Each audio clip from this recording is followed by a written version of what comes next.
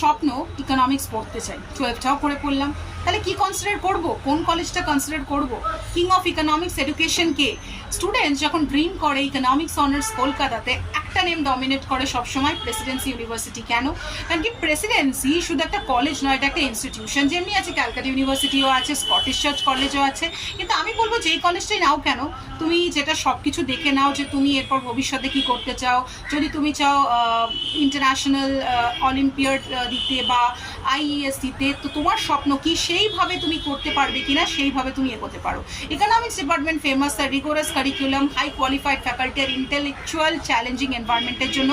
এখানে কিন্তু স্টুডেন্টস শুধু মেমোরাইজ করে না থিওরি, তারা শেখে কি করে ভাবতে হয়, কি করে ইনফ্লেশন, কেন প্রাইস বাড়ছে, কেন। অনেক গ্র্যাজুয়েটস কিন্তু যায়, যেমনি Delhi school of economics, ISI, JNU, IIT, IM, অনেক ইন্টারন্যাশনাল ইউনিভার্সিটি আছে।